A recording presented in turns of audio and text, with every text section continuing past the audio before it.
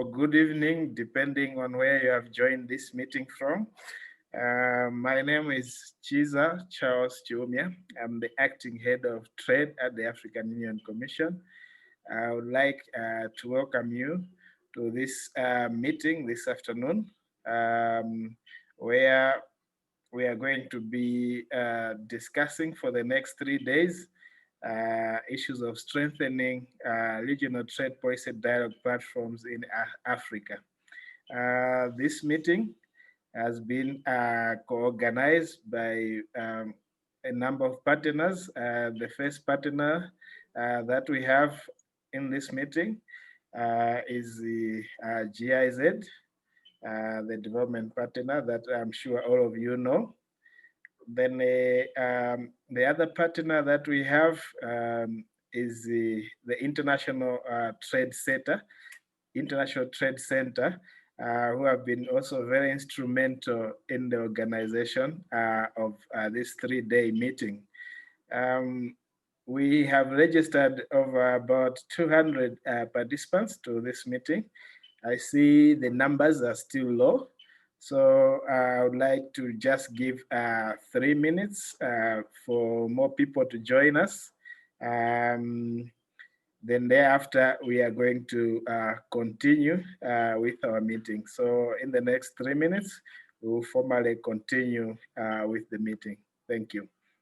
We believe people will continue joining us as we proceed.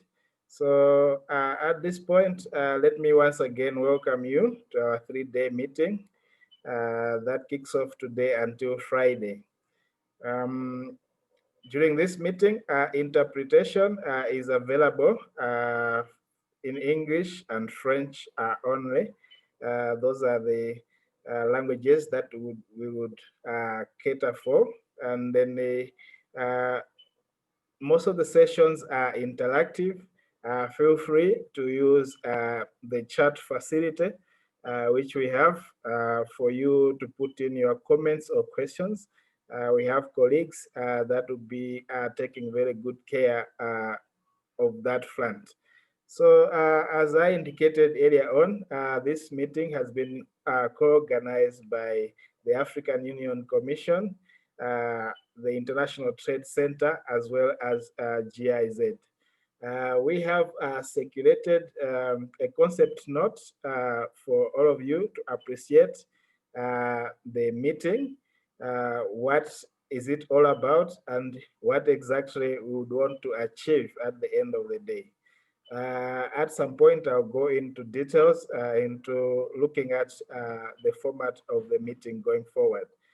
But right now, I would like to draw your attention to the draft agenda as well as work program that we have also circulated in both English and French to all of you.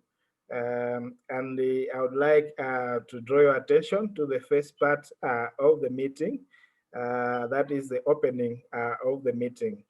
To help us officially open this meeting, we will receive 3 speeches or 3 remarks from the 3 organizations that have co-organized this engagement. So the first comments, the first remarks that we are going to receive will be from ITC. And without wasting much time, I would like to call upon Madame Vanessa Elobobo. You forgive me for the pronunciation of the name, who is the Chief of Sustainable and Inclusive Value Chains. And she's also the head of She Trades Initiative at the ITC. Madam Vanessa, you have the floor. Let us have your remarks. Thank you. Thank you very much, Mr. Chuma, for that warm welcome. Good afternoon, distinguished speakers, participants, ladies and gentlemen. It's so nice to see some familiar faces with us here this afternoon. Welcome to this virtual stakeholder discussion on strengthening regional trade policy dialogue platforms for ECCAS, EAC, and SADC. I'd like to also start by thanking the African Union Commission and GIZ for their close collaboration in preparing and co-hosting this event with ITC.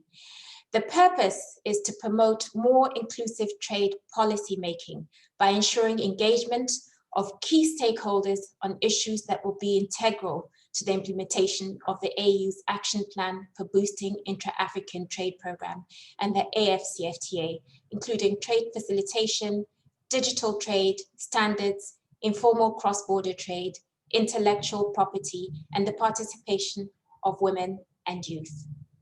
Our conversation today is more relevant now than ever. With the global uncertainty and health, economic, political, and social shocks brought about by the COVID-19 pandemic, we're seeing a few trends. We're seeing some countries putting in place measures to stabilize their economies and to support businesses and entrepreneurs. We're seeing governments and corporates rallying around the call to build back better. And in order to build back stronger and create a sustainable and resilient future, we must aim to address existing barriers to inclusive trade for all. The AfCFTA, we know, is a golden opportunity to take a big step in this direction, and striving for gender equality, supporting women to benefit equally from the AfCFTA can help to achieve the overarching goals of the agreement. In particular, women play an active role in many regional value chains. However, issues related to know-how and what I like to call know-who, that is, networks and market connections, stand in the way. Our She Trades initiative, with its goal of connecting 3 million women to market by 2021, builds women's skills, helps them add value to their products and services, prepares them to secure deals with new investors and buyers, and creates opportunities for networking. We also help tackle obstacles for women that exist in the policy ecosystem. Through the She Trades in the AfCFTA project, which is supported by GIZ, ITC is working to make sure that the AfCFTA works for women. By partnering with the AUC, UNECA, WIPO, TRALAC, and other experts, some of you here today, we have identified priority issues for women and provided training as well as resources on these topics. We've gathered more than 50 women's business associations and developed 44 recommendations on these issues. And looking ahead, we're facilitating a platform for discussion so that women can present the recommendations to trade policymakers for their response and commitment. We recently conducted a survey of almost 70 African women's associations to identify additional training needs. And over half of the associations interviewed said that the majority of the members are still not taking advantage of regional trade agreements. This dialogue that we're engaging on over the next 3 days aligns well with our ongoing work as we seek to make sure women understand the complexities of the existing trade structures, including regional economic communities, and foreseen changes with the AfCFTA. Over the next few days, we will discuss strategies for stakeholder engagement and coordinated action amongst ministries, BSOs, CSOs, academia, and research institutions. We will discuss recommendations for women and the AfCFTA and experiences from REC secretariats for ECCAS, EAC, and SADC on implementation of trade policy in your regions. We'd like to take this occasion to work on creating an atmosphere that's conducive to dialogue, and we want to hear from all of you and to develop recommendations for better stakeholder engagement. Your insights will be very valuable in shaping the future of African trade policy. We're delighted to offer this discussion, as Mr. Chuma said, in both French and English throughout. So please feel free to use whichever language you feel is best to express yourself. I will now hand over the floor to my colleague, Ms. Julia Hannig, who's the head of the German Development Corporation with the AU, for her remarks. Thank you very much for your attention. Thank you very much, Vanessa. Thank you for introducing me. My name is Julia Hannig. I'm, as you rightfully said, I'm the new head of cooperation with the African Union here at the German Embassy in Addis. And in this capacity, I try to coordinate all our cooperation programs with the African Union, most of them being implemented by our well-known and well-established implementing organization, GIZ.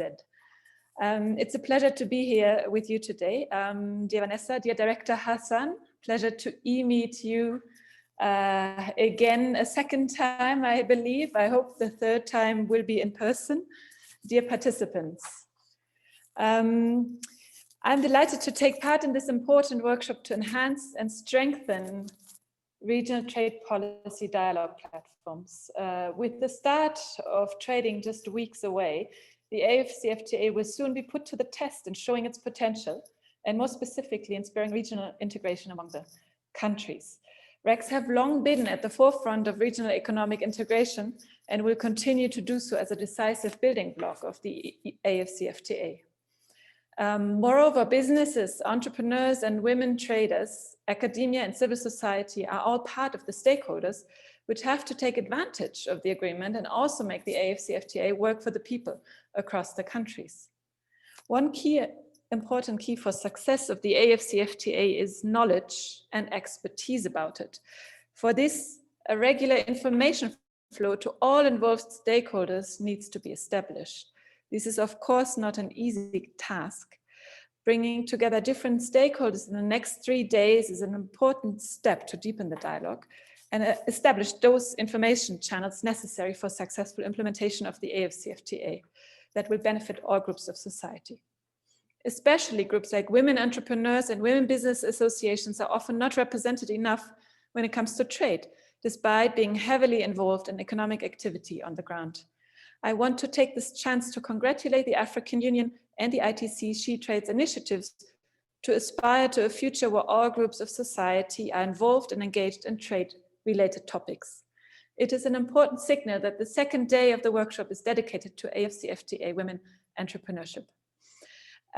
Germany, through GIZ, supports the Department of Trade and Industry in creating such dialogue forums and platforms across countries, RECs, and the continent, within Germany's larger support to the AfCFTA. We are also very happy to support the ITC She Trade initiative directly that successfully bridged a lot of gaps and created platforms to bring together women traders and entrepreneurs, with many more to come in the future. I wish you very fruitful discussions in this diverse group of participants today and in the coming days. Thank you so much.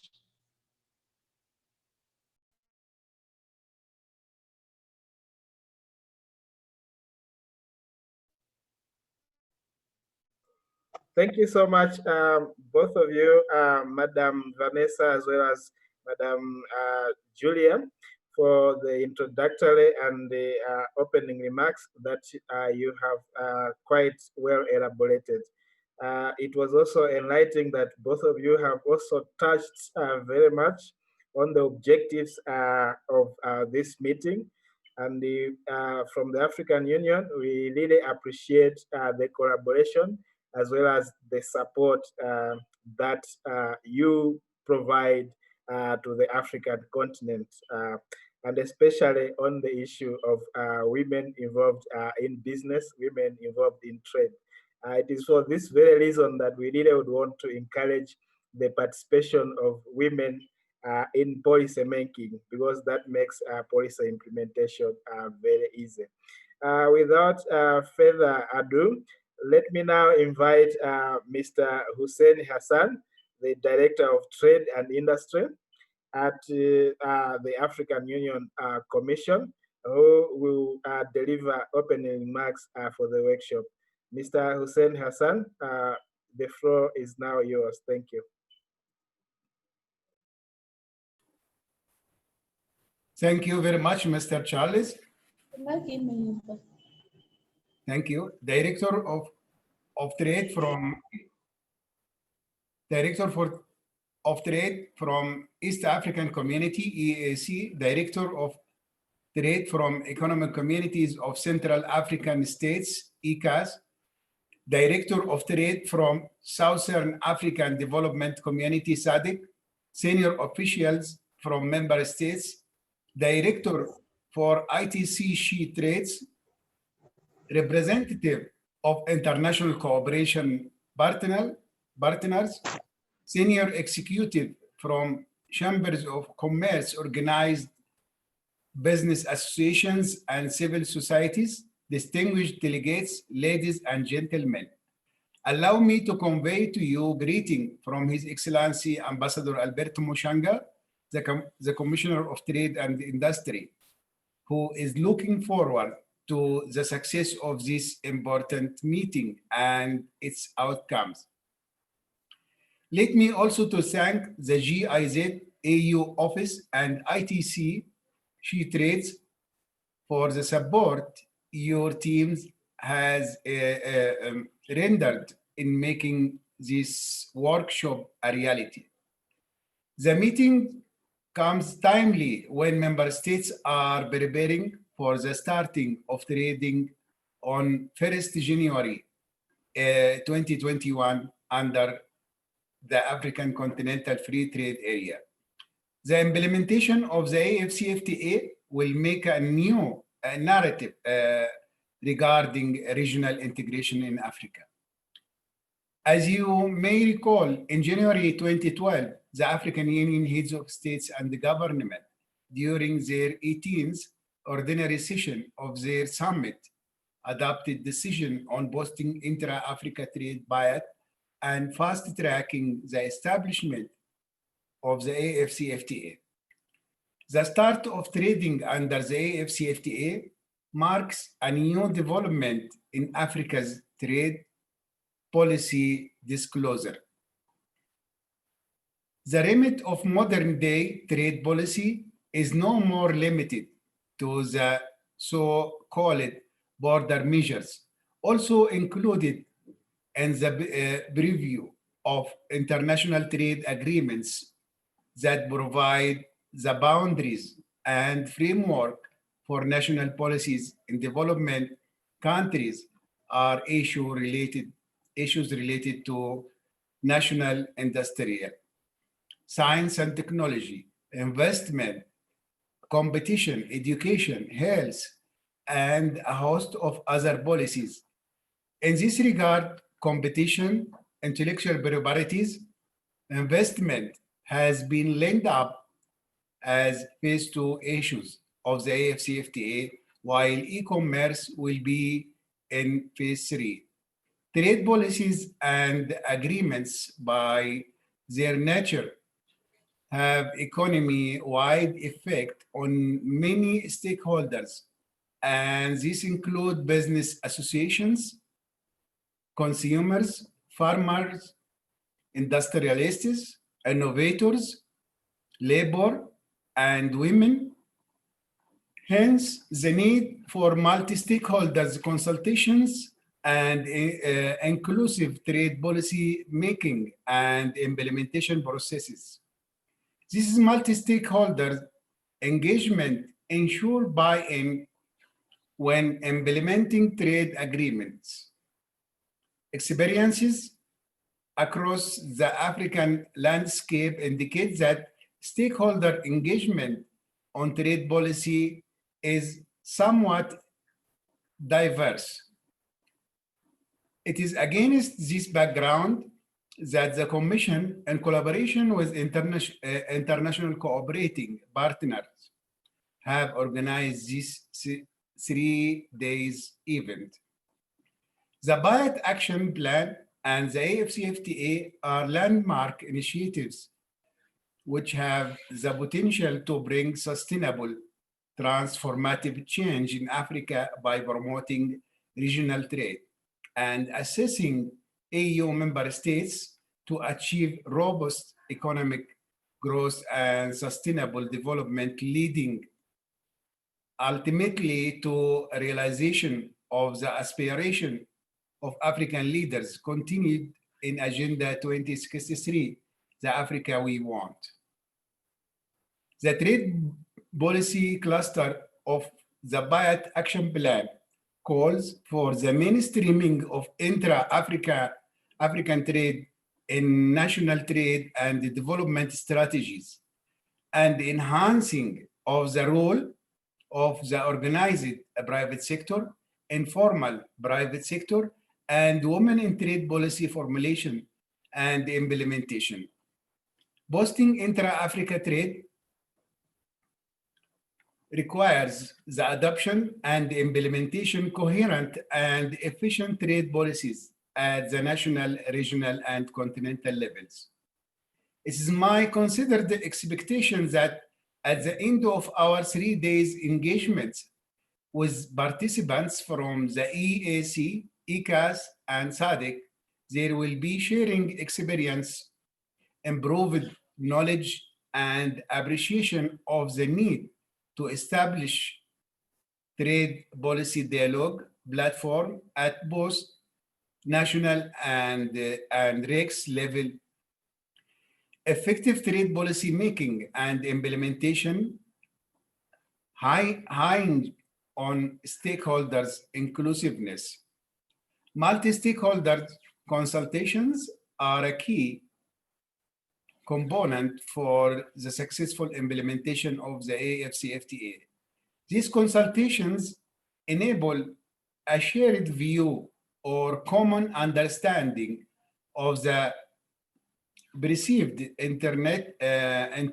intents and purposes any trade policy.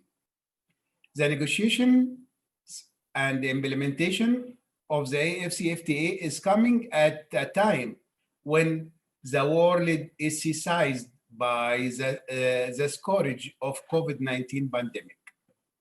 This is a new shift of focus from the traditional trade in goods narrative to more substantive issues such as trade facilitation, digital trade, standards, informal cross-border trade, women and youth, as well as intellectual properties.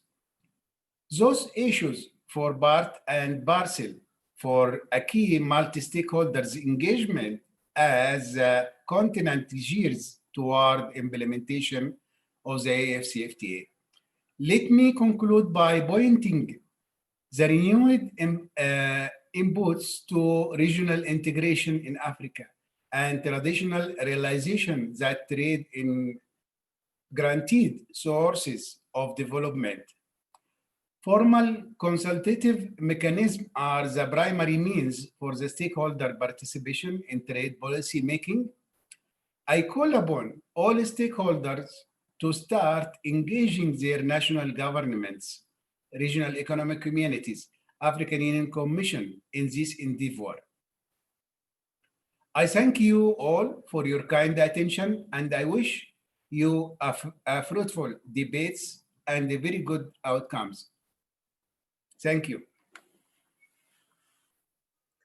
Thank you so much, Mr. Director, for your opening remarks. In your remarks, you emphasized very much a shared vision here in the Department of Trade and Industry about the need to make sure that there is a concerted effort that all stakeholders are involved when it comes to trade policy making. That was the last of your speech, and we really thank you very much for being with us this afternoon and the opening this 3-day workshop. Thank you indeed. Ladies and gentlemen, we now move a little bit closer to the major items that we have to cover. But before we go there, I just want to give a synopsis of our 3 days, how we are going to proceed. So today is the first day of the meeting, and basically today will be dedicated to introducing our 3-day workshop, and also going a little bit deeper on how to effectively conduct stakeholder policy dialogues. We will see issues on how best we can identify stakeholders and how can we sustain the dialogues going forward. Then tomorrow, which will be our second day, the meeting will start at the same time, will be dedicated to the issue of AfCFTA and women entrepreneurship. The idea here is to make sure that we are really inclusive of women business in the continent, and our colleagues from ITC She Trades Initiatives are going to guide us in that regard, tackling what are the main issues that affect women in trade, and how should policymakers respond effectively to those policy issues and policy concerns. The idea would be to zero in on the African Continental Free Trade Area, because as you have heard from all the opening speeches, trading under the AfCFTA is about to commence on 1st January 2021. So this intervention is really timely for us to hear what are the major concerns of women in business. Then the third day will be dedicated to our regional economic communities, the regional economic communities secretariats. They will be sharing with us their experiences in regards to trade policy making in their respective risks. The idea here is to share information and also exchange knowledge on how best we could conduct trade policy dialogues in our respective areas. Then the third day we also conclude this workshop by highlighting the major takeaways that can be processed onwards to the policymakers that probably are not part of this workshop. So that is a general synopsis of our 3-day workshop going forward. So at this point, let me turn again to the agenda that we graciously shared and look at item number 2, which is an introduction to the African Union Boosting Inter-Africa Trade Action Plan, especially the trade policy cluster. According to our notation on the agenda, a representative of the African Union Commission is going to take us through that. And just as it has happened today, I will be taking you through that agenda item. So now I'm switching gears from moderator to presenter in that order.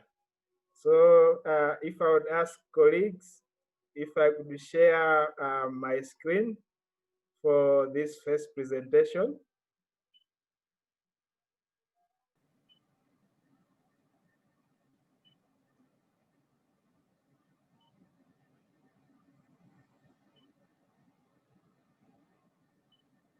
I don't know if you are all able to see the presentation. Yes, we are, Charles. Thank you so much. This presentation is basically on the AU BIAT action plan, but it's going to zero in on the trade policy cluster. And I will explain why that is so. So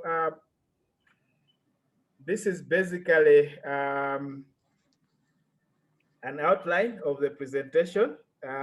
We'll have an introduction and background, then the decision on boosting intra-Africa trade. Then we have the overview of the action plan itself. Then we are going to look at the trade policy cluster, and then I will conclude. So starting with the introduction and background, I would like to take all of you back to like 10 years ago, that is 2020, to look at, not 2020, but 2010, to look at the situation of trade in Africa. How was it? So if you go back in the hands of time, you discover that at around that time, Africa's share in global trade was only about 2.7%. And that Africa's trade policy was more outward looking. It was more looking at what can we export to the rest of the world. And that is due to our historical reasons. All of us were looking forward to exporting all our production, all our goods to the rest of the world.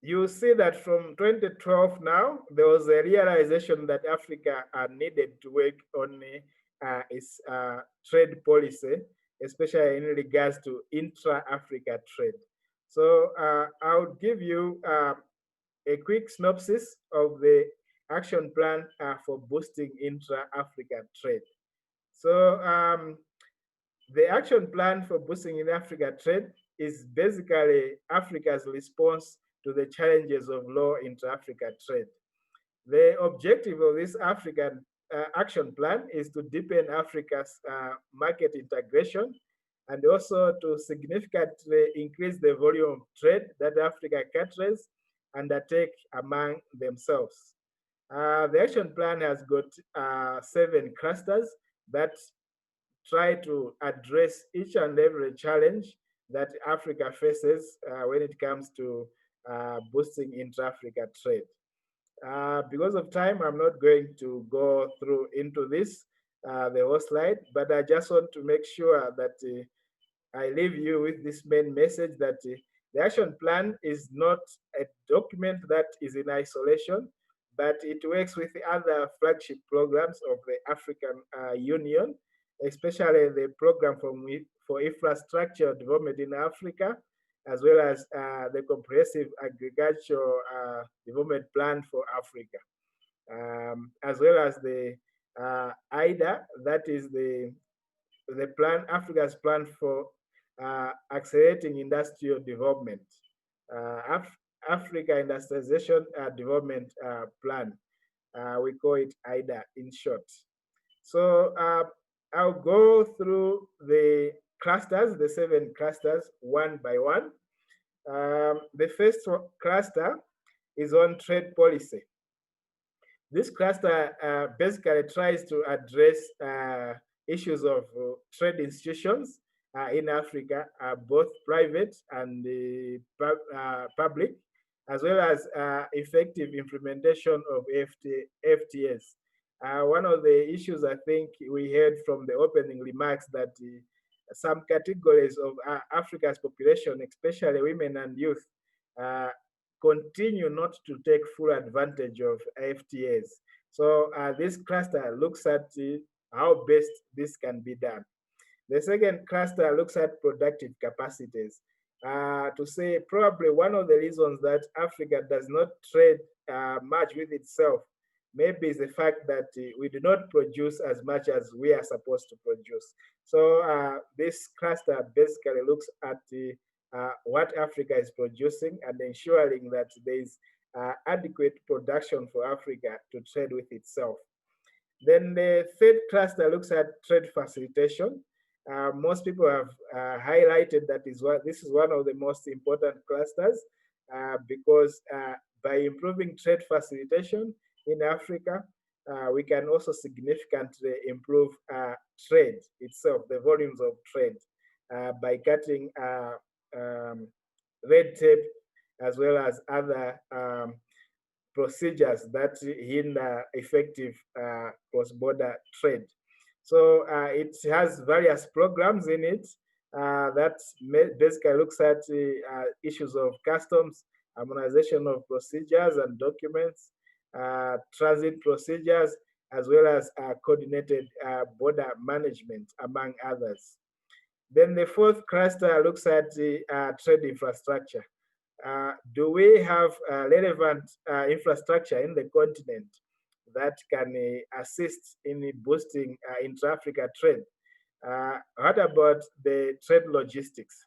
What about trade-related services, courier services, and what have you? So this cluster tries to address that. Then the fifth cluster is on factor market integration. One of the reasons that was discovered is hindering intra-Africa trade was that factors of production were not free to move from one part of the continent to the other. So it is in this regard that this cluster tries to address that. I think most of you have heard that as of now, the African Union is actually working on the implementation of free movement of people. there's a free movement of people protocol that has already been signed, and the current member states are actually ratifying that protocol to make sure that there's free movement, as well as introduction of an African finance, an African passport. The sixth cluster looks at trade finance as one of the challenges that Africa has, to say how is access to trade finance? How easy is it for someone, whether it's women or youth, to access trade finance to start their respective businesses? So this cluster has got programs and activities that try to address that challenge. The last cluster looks at trade information.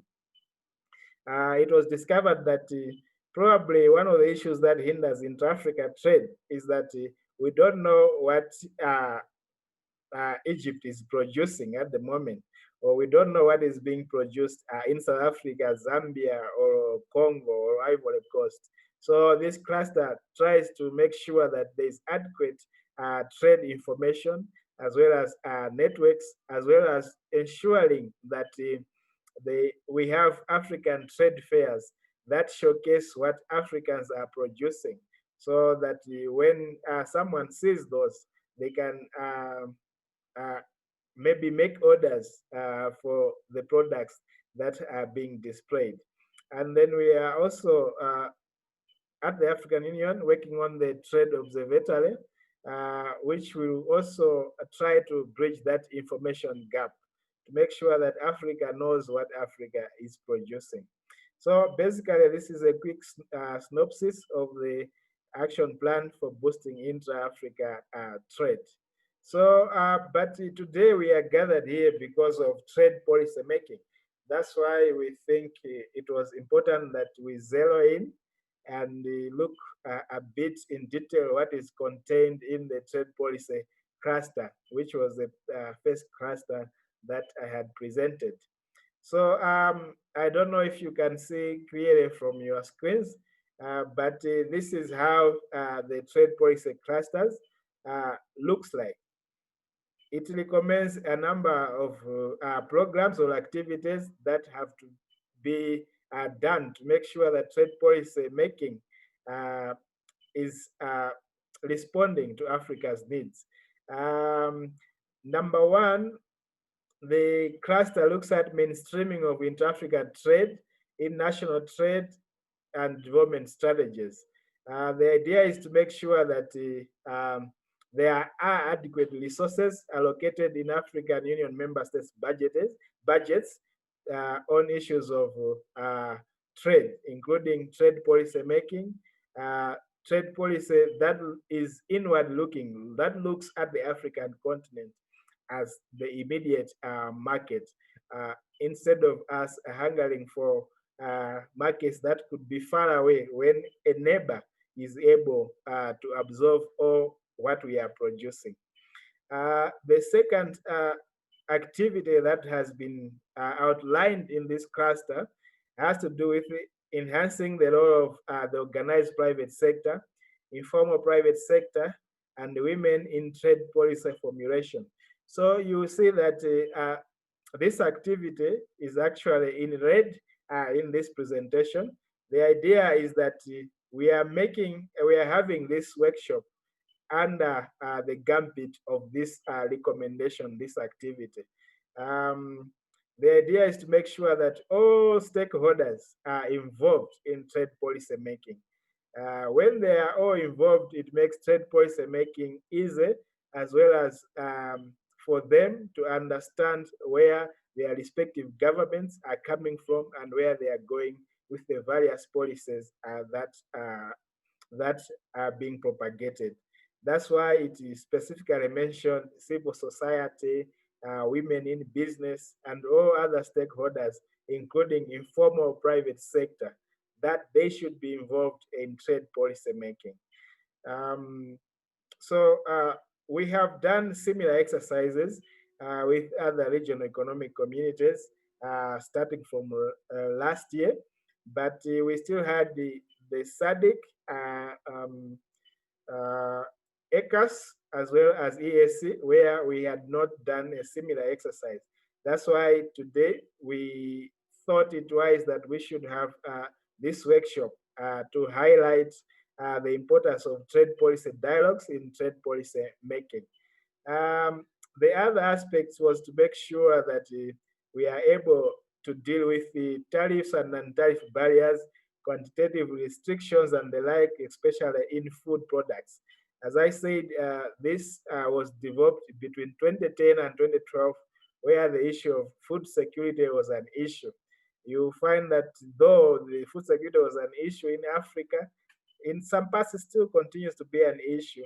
But you'd find that one region of the continent has surplus while the other region doesn't have food. So they thought that if we make sure that trade policy responds to issues of food production and food availability, it would help the continent. After all, we all need food to make sure that we work in our various and respective areas. So that's why this one was also included. Then the issue of rules of origin was also highlighted, as well as the issues of promotion of Buy in Africa and Made in Africa, just to make sure that our policies are responding to the needs of Africa. Then there was an undertaking to liberalize trade-related service sectors, transport, professional services, financial services, as well as ICT. Sorry, colleagues from ITC.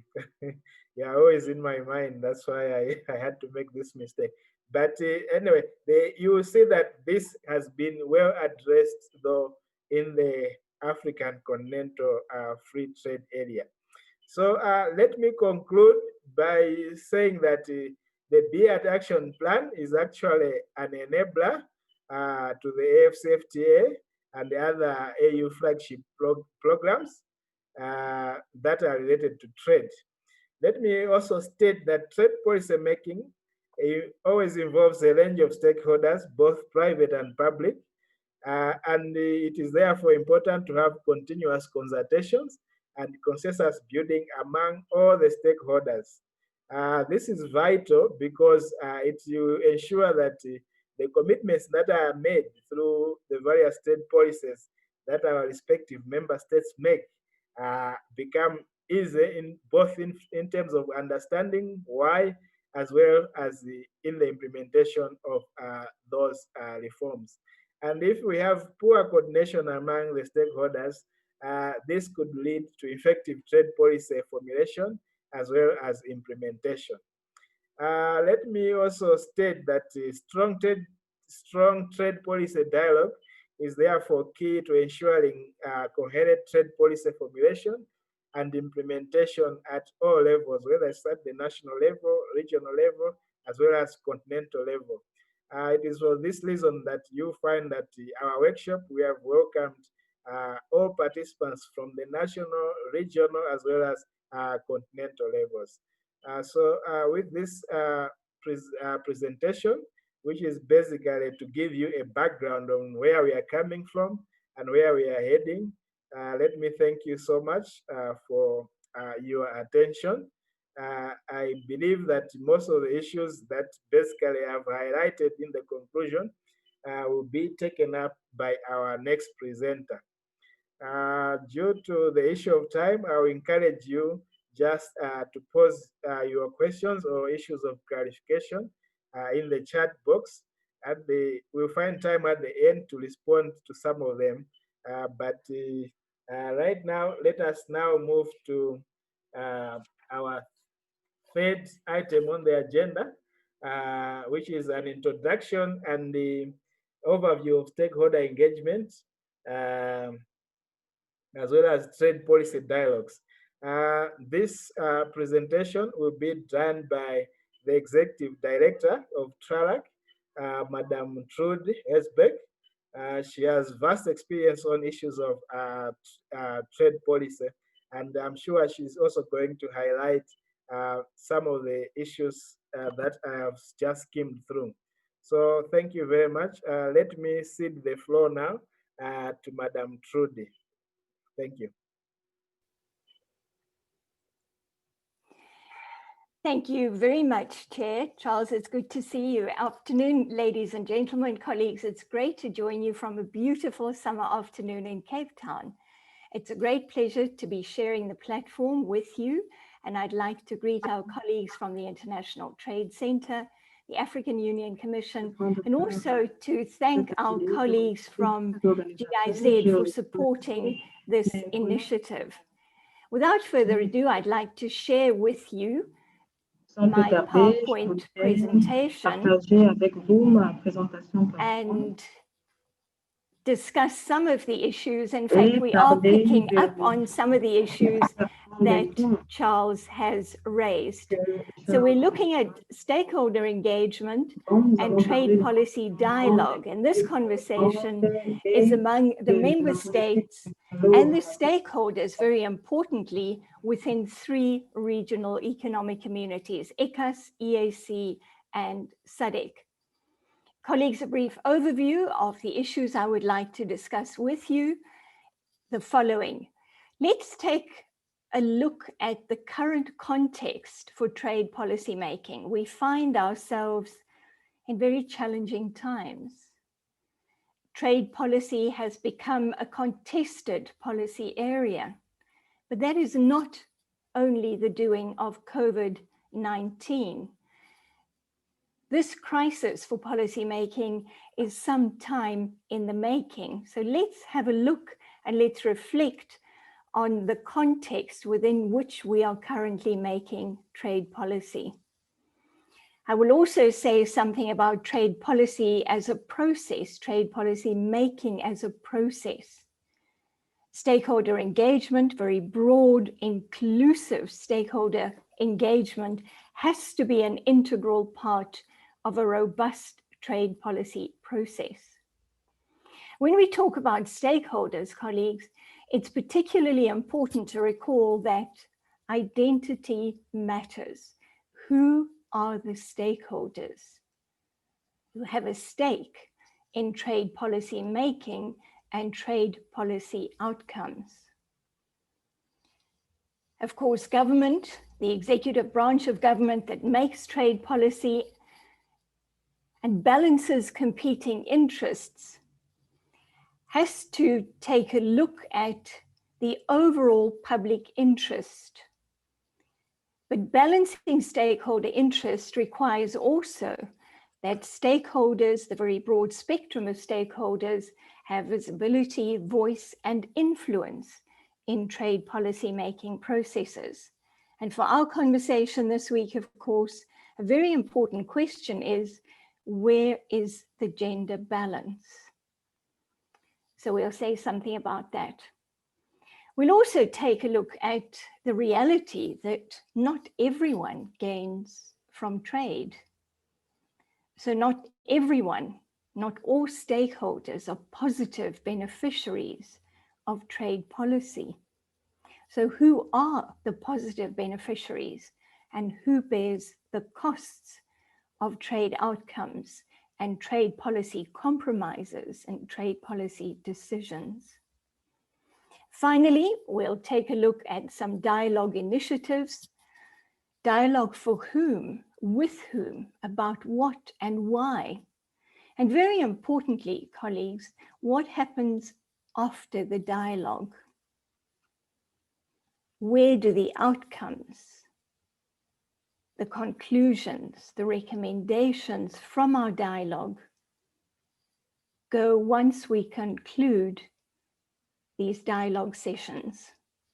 And this is where we'll say something about the role of platforms.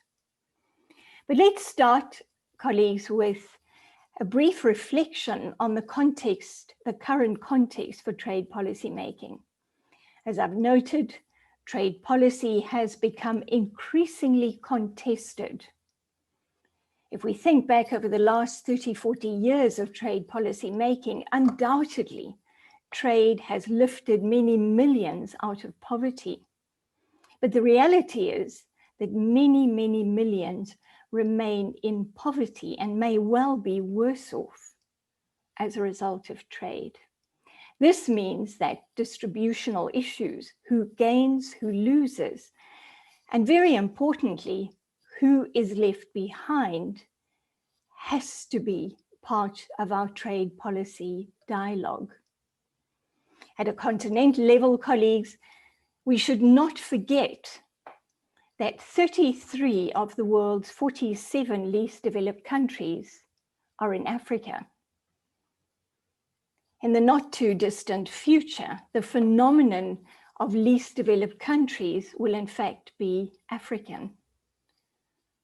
Least developed countries in Asia, Southeast Asia, Latin America, and elsewhere in the world are graduating much faster than LDCs in Africa. What does this mean for trade policy making? And very importantly, what does it mean for the African Continental Free Trade Area that we are still negotiating and that we hope to start trading under on the 1st of January next year? The distributional issues also have very important national and regional geography implications. What happens to rural communities? What happens to migrant communities? What happens to border communities? These are all questions that have to be on the agenda of our trade policy dialogue. Trade policy, as Charles has mentioned, is increasingly complex, covering many behind the border issues and disciplines. It is no longer just about trade and goods and the import tariff and rules of origin. It is about complex regulatory issues where member states want to and have every right to retain the right to regulate. What does that mean for us as stakeholders? Traders, small traders, importers, exporters, what are the implications for us? But issues such as intellectual property, sustainable development, climate change are part of the trade policy agenda too. So sustainability is now very much a trade policy concern. And of course, we've seen during the pandemic how lockdowns and restrictions on travel, movement of persons, and on trade have given our planet a little bit of breathing space as the carbon footprint to which trade contributes, of course, has decreased. But at the same time, we recognize the importance of trade because no country, no sovereign state can prosper in isolation. It's about balance, it's about trade-offs, it's about policy choices that we as stakeholders have to influence and guide, but also to hold our policymakers accountable.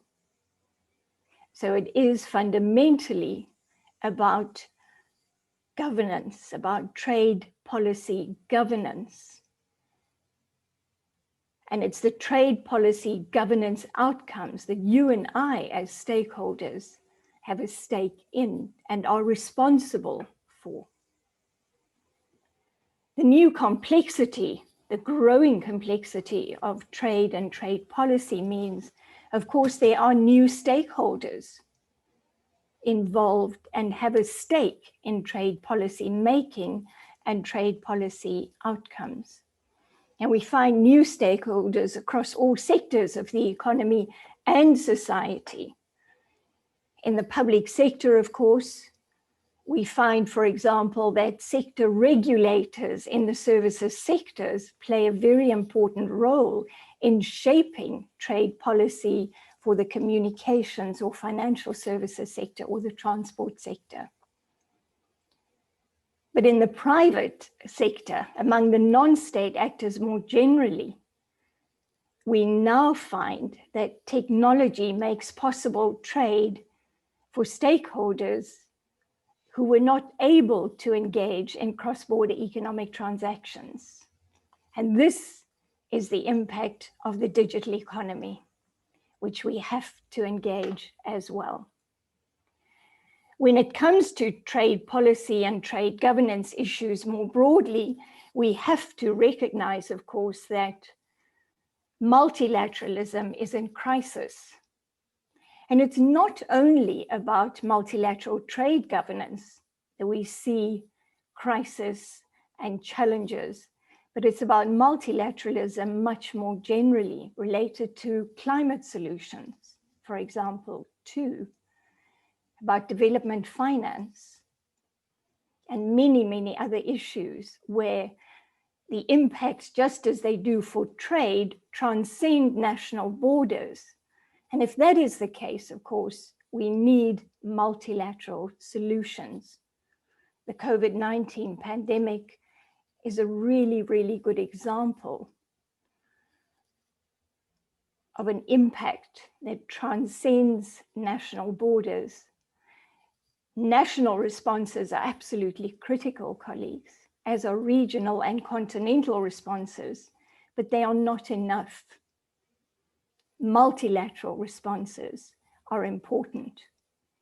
So COVID-19 reminds us, and this is true in the trade policy space too, that we are interconnected, that we are interdependent, and decisions we make at national level will have an impact on our neighbors and much further afield too. So when we talk about trade policy dialogue and trade policy discourse, it is also important, of course, that we take lessons from the current pandemic. It is a reminder that trade is not an end in itself.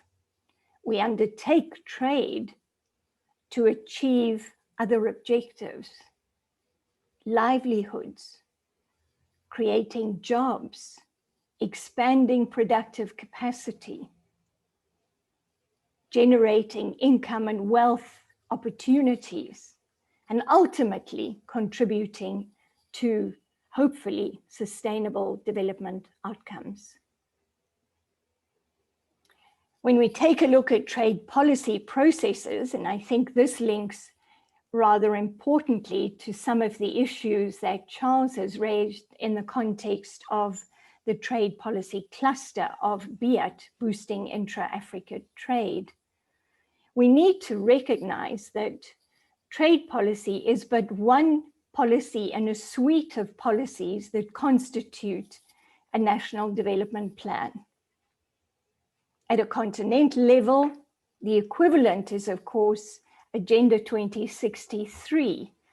It is the equivalent of a national development plan at African continental level. Trade policy is one of those policies which at the national level will contribute to the outcomes of our national development plan. In the same way, at the AfCFTA level, we see this continental free trade area is one of several flagship projects that will contribute to the outcomes envisaged in Agenda 2063. So trade policy finds synergy with other policy areas. The most obvious example, of course, is the relation between trade and fiscal policy, where the import tariff is simply a border tax. Links between trade and industrial policy are particularly important currently. And the challenges we face in the context of the pandemic have focused on the deficit, the challenges associated with our lack of productive capacity on the African continent, and the importance of leveraging flagship projects such as AIDA, CARDIP, and many, many others, including PIDA, the development of infrastructure for Africa's development, to expand and to deepen, to diversify our productive capacity.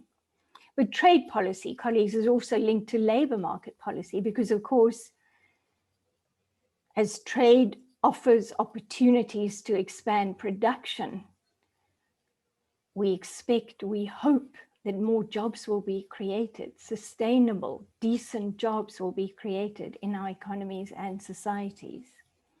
Trade policy links, of course, also very importantly to investment policy. And this is a particularly important linkage in the context of the AfCFTA. We recognize that we need foreign direct investment to expand our industrial capacity.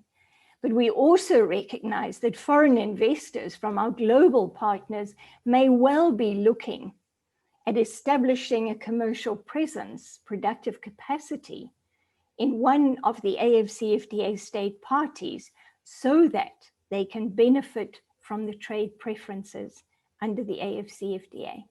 This will bring competition into many of our national and regional markets.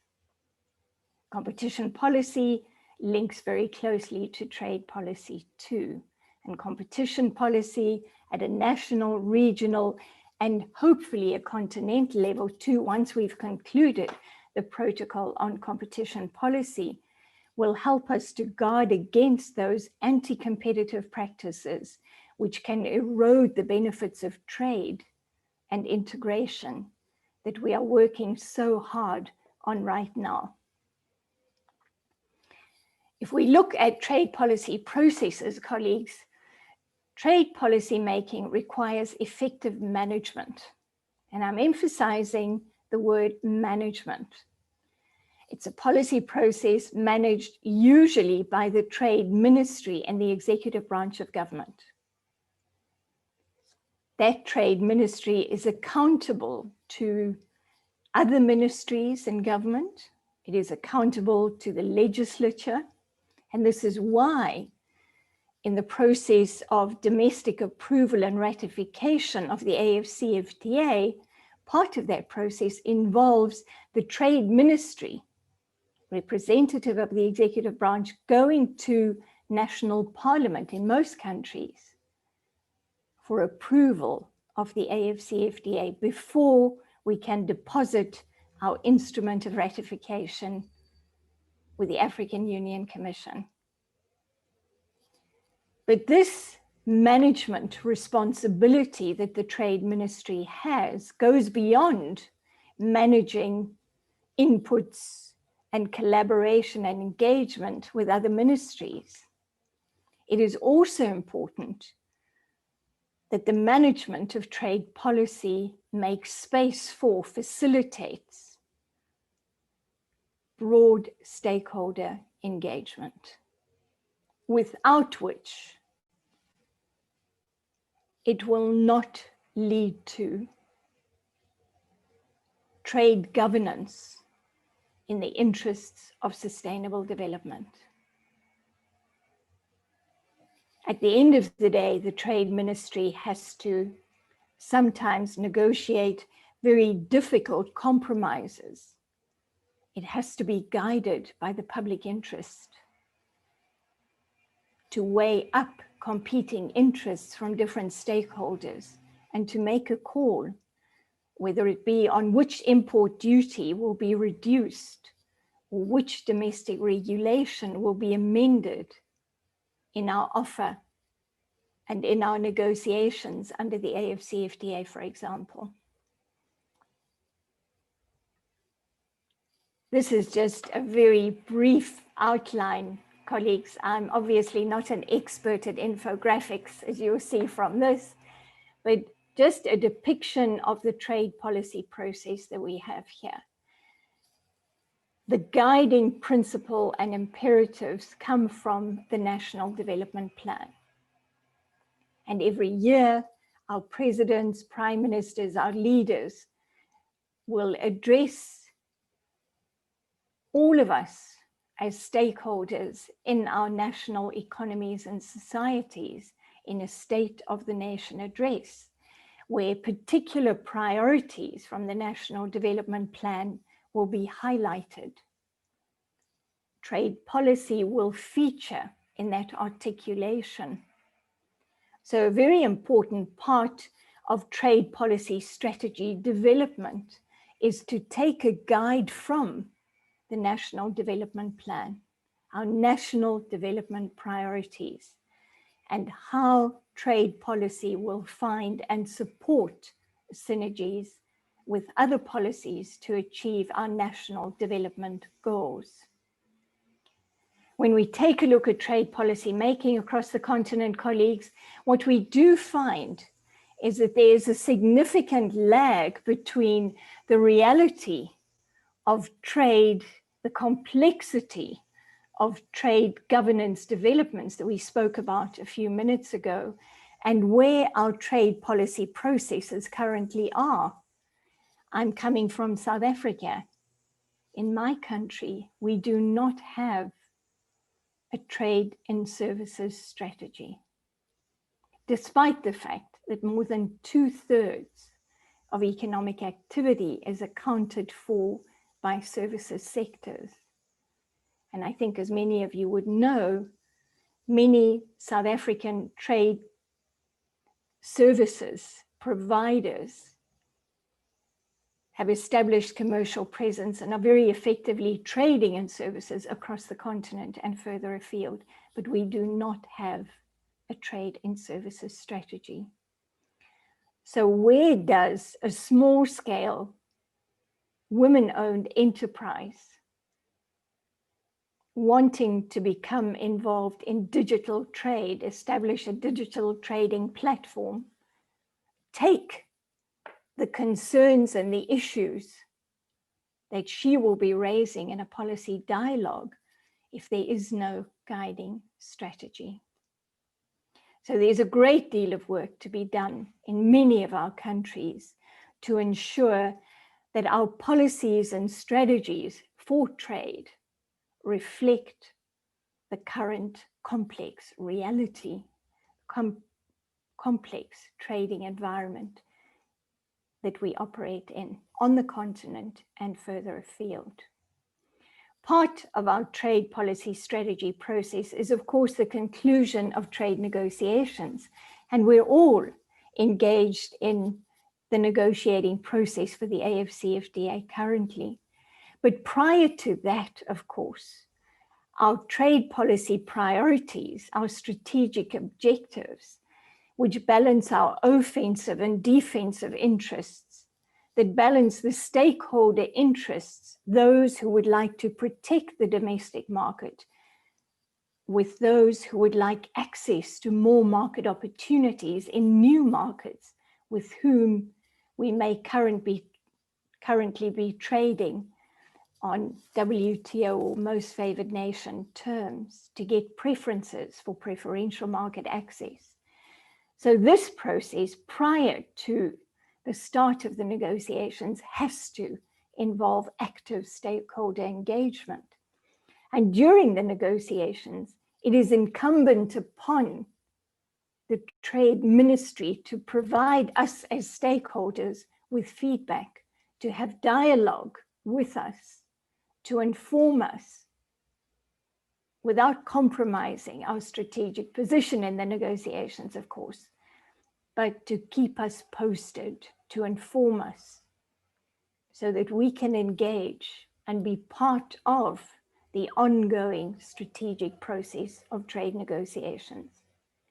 When it comes to implementation after the trade policy negotiations and the trade negotiations have been concluded, colleagues, of course, this is where we see not only the Ministry of Trade involved, and this is where we as stakeholders need to be engaging other government agencies who will be responsible for implementing particular provisions in the agreement, whether it be the Revenue Authority, the Standards Authority,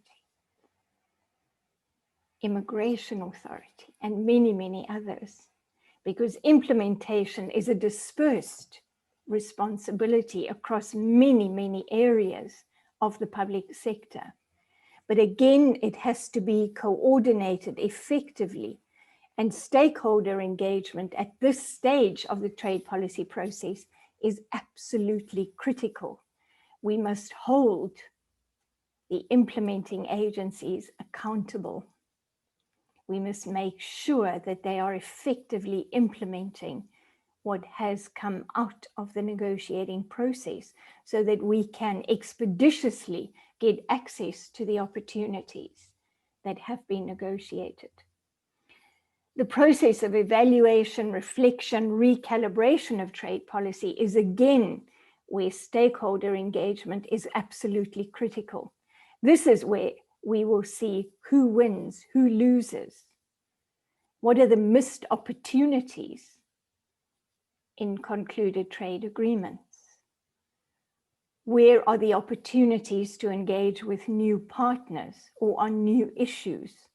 So this, colleagues, is really the trade policy architecture, trade policy making architecture, where stakeholder engagement at every step of the way is absolutely critical. But let's now turn very briefly and have a look at who the stakeholders are and how we engage and why engagement is so important. And we've talked quite a bit about the state parties and the state stakeholders, the Ministry of Trade, other ministries, the presidency, sector regulators, trade and investment promotion agencies are of course extremely important as they interface with you and I, the traders, the investors, the entrepreneurs, the producers who will be making decisions to achieve the trade policy outcomes that have been negotiated. But let's turn now, colleagues, to the non-state actors. And I think this is particularly important because this is where you and I fit into the picture. And this is an incredibly diverse group of interested parties in trade policy, colleagues, investors, producers, traders, consumers. No group is generic and speaks with one voice. So there is diversity within each of the groups. Very importantly for our discussion here, where are women, youth, rural communities, farmers, border communities? Where do women's business associations fit into this broad architecture, ecosystem of stakeholders when it comes to trade policy matters? Why does stakeholder engagement matter? And I would say that what we would like to see for effective stakeholder engagement in the trade policy making process, the entire process, we need visibility. And visibility is particularly important because if we are not visible, we will not have voice. We need voice to articulate our priorities and the concerns. What are we engaging about and why? And very importantly, who is listening to the dialogue? Who are we engaging with? There's undoubted value, colleagues, in engaging within our group. Could be informal cross-border traders or young women tech entrepreneurs. That's very valuable, but it's not enough. We need to be engaging with those who are making the trade policy decisions. We need to be visible to them. We need to have voice, and they need to be listening to us. Influence. Influence in the trade policy process varies considerably. And unfortunately, in this context, often size matters. It is the large firms that very often have the ear of the policymakers, the ear of the Minister of Trade, or even the President. We have to change this dynamic. Every trader matters. And in fact, in some cases, it may well be that the small informal trader matters more directly to the livelihoods of many people than some of the large businesses do. So influence is extremely important. And this is where we need to take a look at the platforms, the trade policy engagement processes, who participates, who actions the outcomes afterwards, and who reports back to us. That is critically important. If we take a look at trade policy dialogue and debate, I think we have layers of issues that are becoming increasingly important. So we've mentioned it's contested territory. There are multiple stakeholder perspectives, and they have to be balanced, and they have to all be heard to make an input into effective trade policy outcomes. But there are certain foundational development issues that are becoming increasingly important and that are not yet adequately on the trade policy dialogue agenda. Trade and gender, trade and youth, trade and climate, MISME development, employment issues, strategic trade policy diplomacy issues. Some of these are relatively new when it comes to trade policy agendas.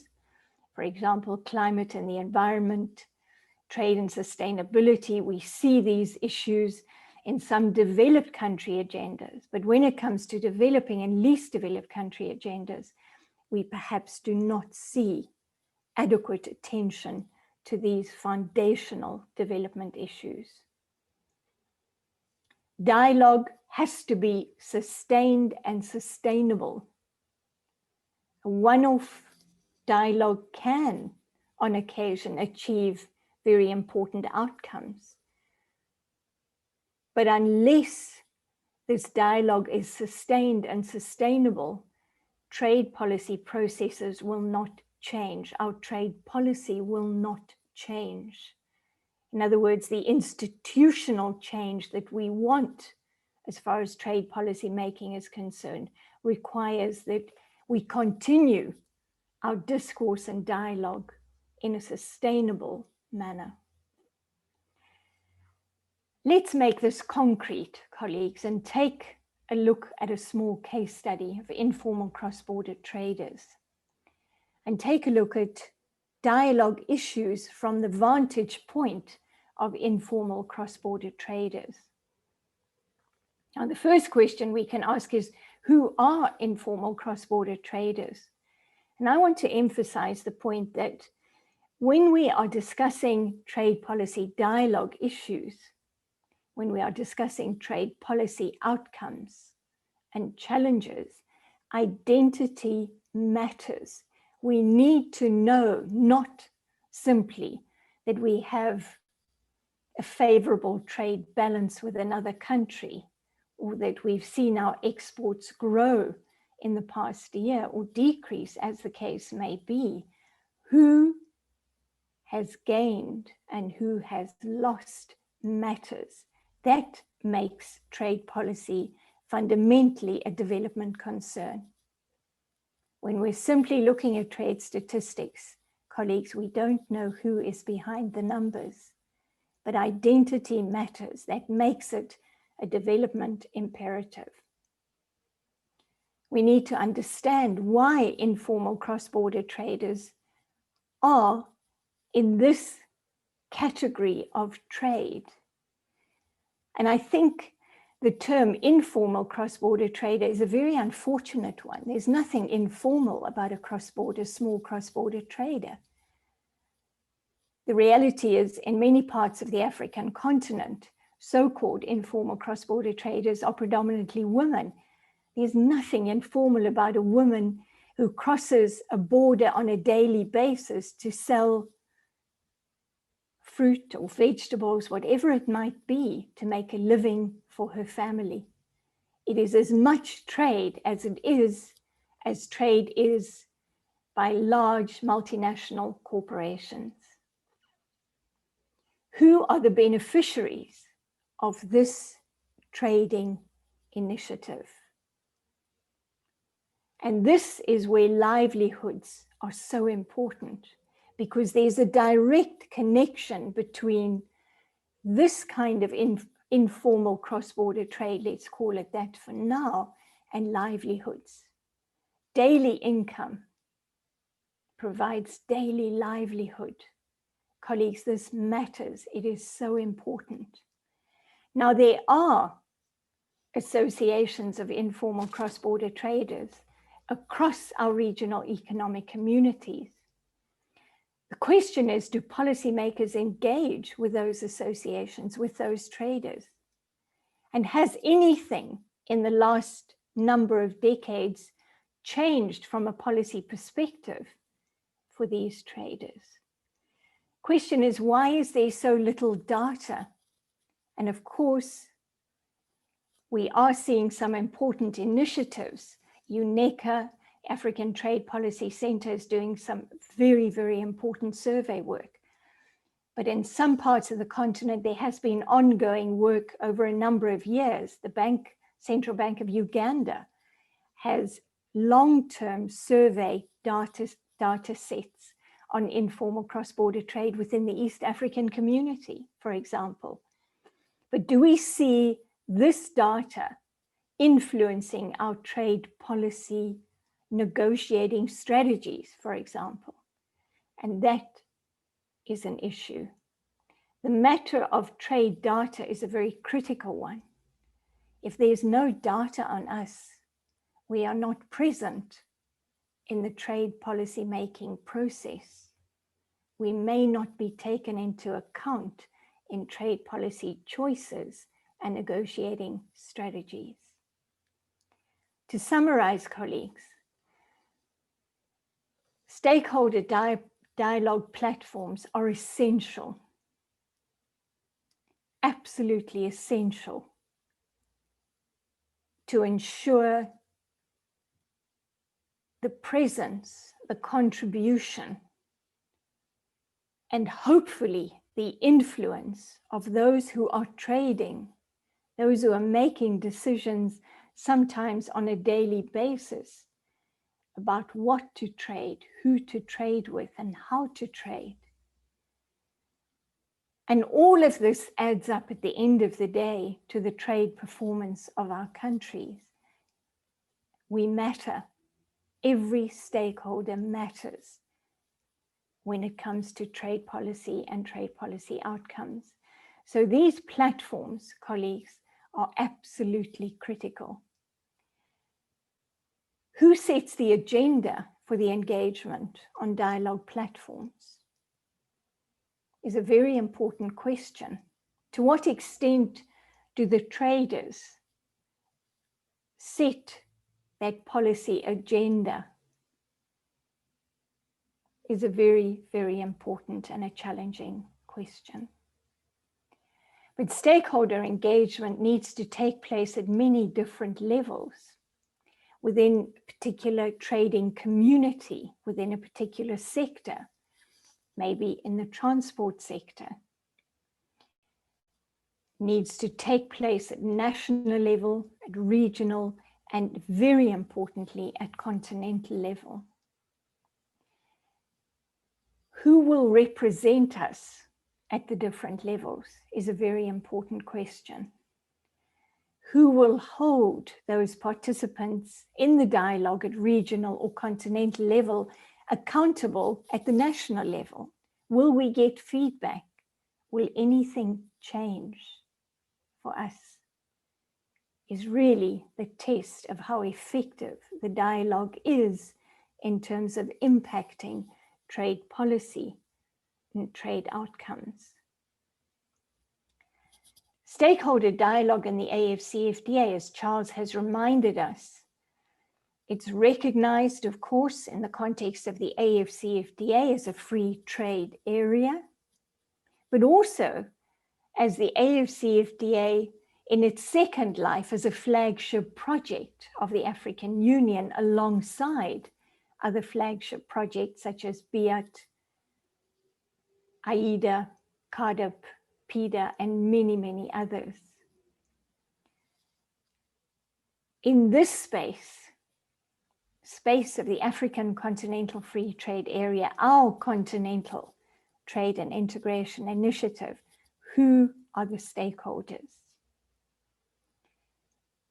Who is providing, who is shaping, who is constituting the platforms? Who will make sure that they are sustained and sustainable? Who has the convening power to bring together stakeholders? The opportunities for engagement in the AfCFTA are particularly important right now, colleagues. We are in a really interesting situation. Although the agreement has entered into force, we are not yet trading under that agreement. So negotiations, both phase 1 and phase 2, offer significant opportunities for stakeholder engagement, for influencing the outcomes of the AfCFTA negotiations process. Phase 2 negotiations, and keep in mind, colleagues, that the African Continental Free Trade Agreement provides that additional legal instruments may be negotiated. So some of the issues we've spoken about, trade and gender, trade and climate change, trade and sustainable development, which are not fully incorporated in the AfCFTA legal instruments now, may be added if the member states so wish, because we are reminded that the AfCFTA is a member state-driven initiative. This is where you and I, as stakeholders, have an opportunity to mobilize, to motivate, to develop a discussion for these very, very important issues to be included in the future AfCFTA agenda. It's an opportunity we should not miss. Just a reminder, of course, that there's one mention of gender equality in the AfCFTA legal instruments, and that's in the preamble to the agreement establishing the African Continental Free Trade Area. The preamble states that we will pursue gender equality, but beyond that, there's no mention women in trade or gender equality. So it is incumbent upon us as stakeholders to make sure that in the implementation process, which member states are working on and towards now, that gender equality, women in trade, trade and youth, and other marginalized stakeholders is on that implementation agenda. And that's extremely important to keep in mind. To conclude, colleagues, trade policy processes require active stakeholder dialogue and engagement. And if we are not invited by our lead ministry, for example, to become part of that dialogue and engagement process, we have to push from our side. We should not live with a status quo where we have no visibility, no voice, and no influence. It is our responsibility as citizens of our countries to make sure that all voices are heard within the trade policy making process. Because it's only if we do that, that the development outcomes will impact a broad cross-section of our community and society. To make sure that trade gains are not captured by the few, but that the benefits are spread across society. So visibility, voice, and influence are absolutely critical. But we also need to be smart about understanding the channels for transmitting dialogue outcomes, conclusions, and recommendations to the focal points where those policies are made. So a dialogue must not end when we close the webinar or when we travel home from a good conference. Dialogue must translate into meaningful outcomes. We are learning a lot of lessons from COVID, colleagues. The pandemic is sharpening our focus on who wins, who loses, who is marginalized when it comes to trade outcomes. We must learn from these experiences so that in the process of recovery, reconstruction, and transformation of our economies post-COVID, we leverage that learning to the benefit of all. And that includes very practical lessons that we've learned related to, for example, the use of digital trade solutions, e-certificates, e-payments. But small examples, but they can make a big difference. Colleagues, that's my last slide. I just have a few slides, just a reminder about the enormity of the AfCFTA enterprise that we are negotiating.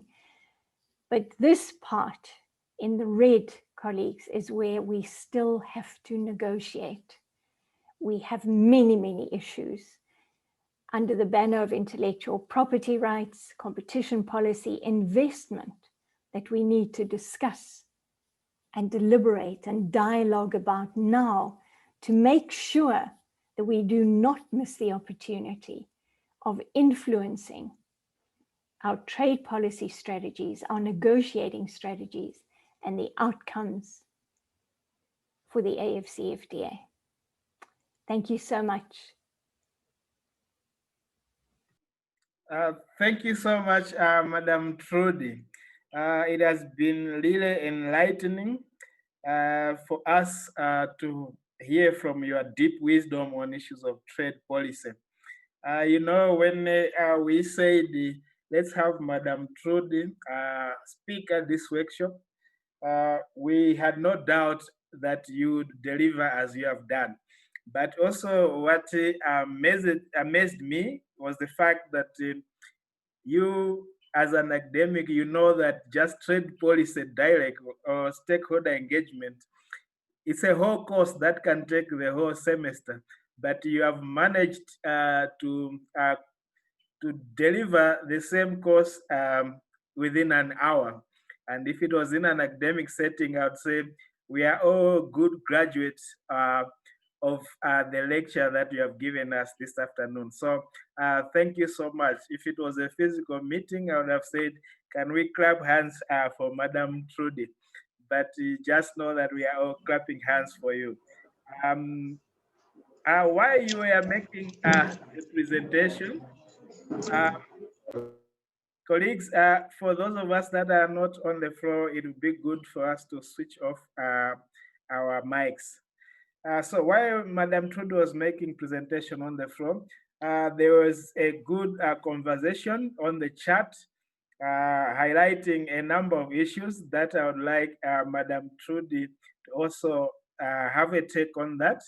So Madam Trudy, I'm going to summarize some of the issues that our distinguished participants have been raising while you were making the presentation. And if we have time, we are going to allow some of them to speak. The first one was how best can we reach out to the AU on the issues of the AfCFTA? Probably that one you could keep it. We can tackle it later as the African Union. The second issue that also dominated the chat was where do we engage with these trade policy makers? How do we engage them? the trade policy decision makers. Another question that was there was, how do we get to know when the trade policies are being formulated? There was also a concern to say, how is trade policy making accessible to small scale businesses, including SMEs? And the last one, I think it was very specific to the EAC, and we will keep this question, but we will still present it. There was a feeling that the trade in EAC probably do not respond well to women in business. And there was a request that the trade policies have to look to women in business. Before you answer some of these issues, Madam Trudy, you could tell that there is passion for, especially from the women in business, to get involved in trade policy making. What advice could you give to our participants, especially women in business that are part of this meeting today? And also, you could see clearly that probably there is a gap between the policymakers and the stakeholders. How best can we really try to narrow this gap or even close it completely? Because this is very important, especially when it comes to implementation of the African Continental Free Trade Area. So, Madam Trudy, if you could come back and try to answer some of these questions. I don't know whether you would want me to repeat or it's clear. Thank you very much, Charles, and thank you so much for all the very interesting and important contributions and the questions. The issue of getting the ear of policymakers is an extremely important one. And colleagues, you and I have to understand that policymakers are actually accountable to you and I. And some may be a little difficult to reach directly. And I speak about my own country and some of the neighboring countries where I have a little bit of experience, and it's sometimes even difficult to find somebody who will answer the phone when you phone the numbers for the ministry. So you are absolutely right. This may not seem as easy, may not be as easy as it seems to get hold of the trade policy makers, but you and I have to be smart about this. And when we invite a policy maker to come to our dialogue, think about copying the director or even the minister's office, so that we actually indicate that we are serious about the dialogue. This is not just a casual invitation. We want to engage on policy issues. So we sometimes have to use a lot of ingenuity to be able to get access to the policymakers, because of course, again, size matters. Large multinationals in our countries will simply knock on the door of the minister and obtain access, whereas you and I, as smaller traders, smaller stakeholders, it may be much more difficult. But there is another route, and that is via the legislature, via parliament. Now, our parliaments are configured rather differently across the continent, but in many cases within parliament, we have select specific committees responsible for different areas of policy. And you and I have an open invitation to go to parliament, to observe what happens within those committees and to submit questions to our parliamentarians. And when the parliamentarians, the members of parliament from those select committees or from parliament more generally, send questions to the executive, they have to answer. But there's a third route I want to suggest, And this is using the stakeholder community who can ventilate and create a very big multiplier effect for our dialogue, and that is the media. At every dialogue, colleagues, that you and I organize, we must make sure that there are media representatives. The media representatives, the journalists, the trade journalists have to be an extremely important part of our stakeholder engagement and of bringing our messages to the broad public space.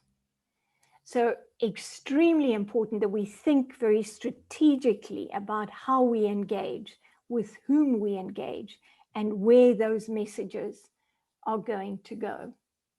It's not always easy, I accept that. In our own experience as the Trade Law Center, we've encountered some of these challenges too.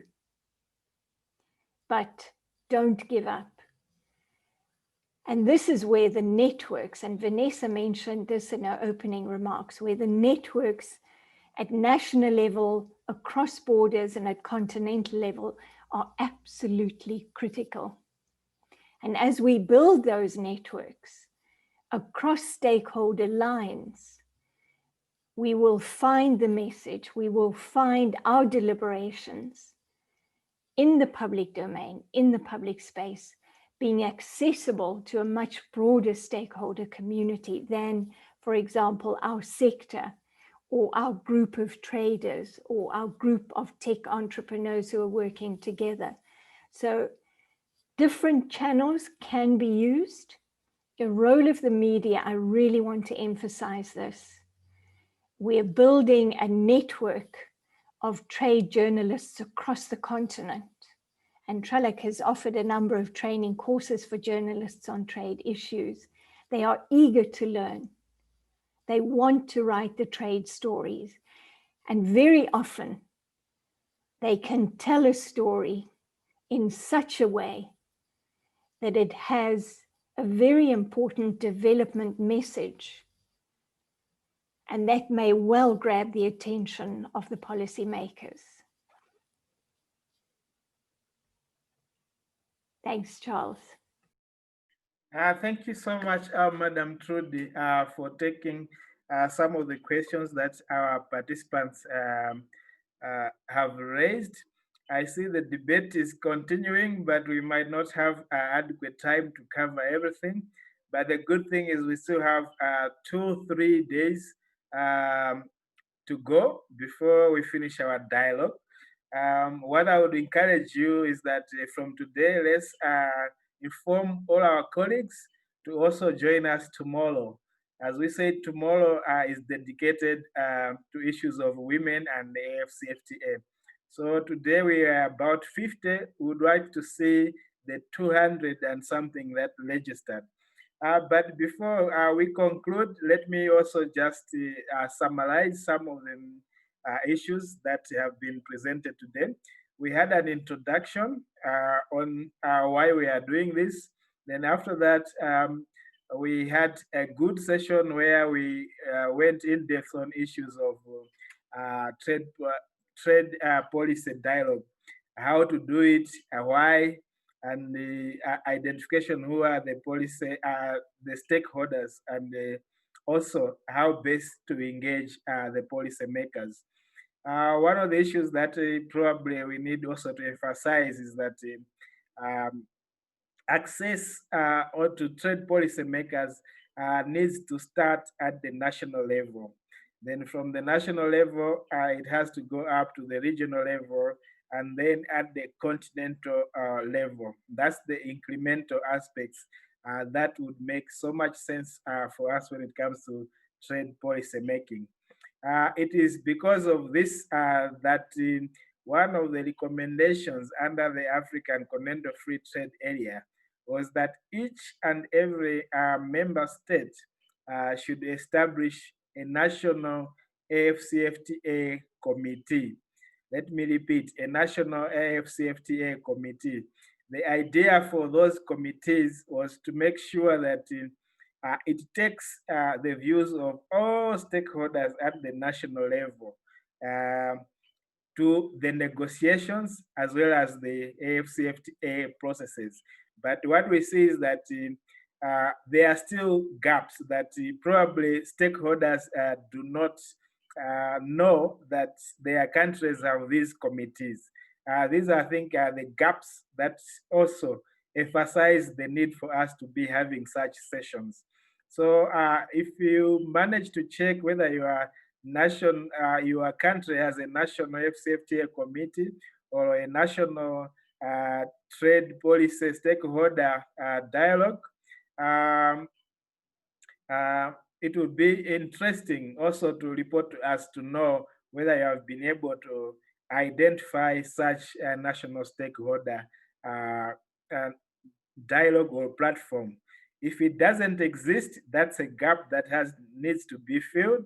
I saw again from the chat where participants were encouraging each other to belong to associations, national associations, on whether it would be sectorial, whether it could be general associations that deal with issues of trade. That is also important, because it is through these associations that sometimes policy makers, including from ministries of trade, are able to engage with the stakeholders.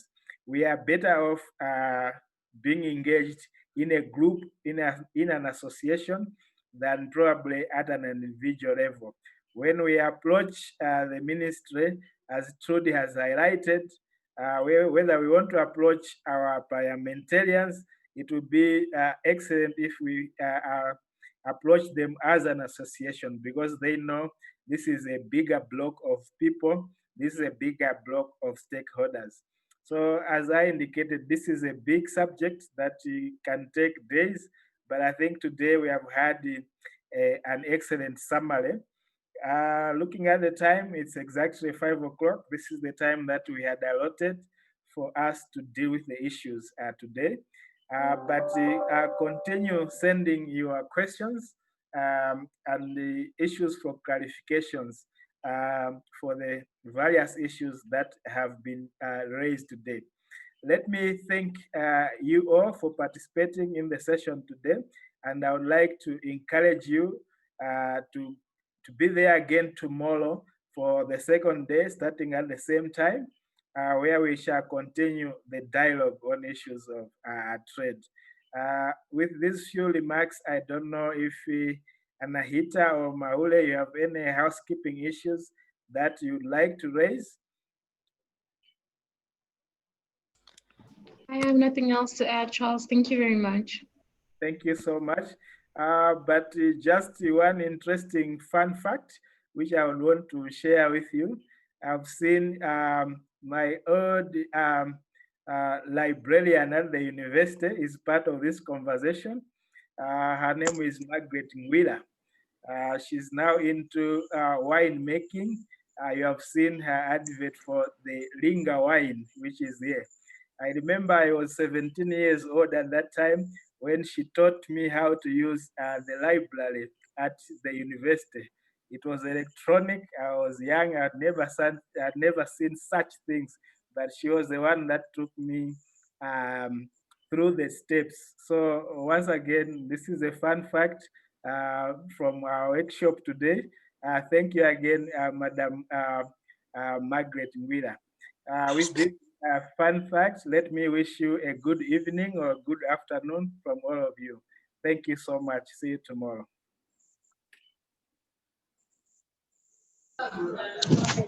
Thank you, and see you tomorrow. We'll be together tomorrow. Thank you all. See you tomorrow. Thank you all.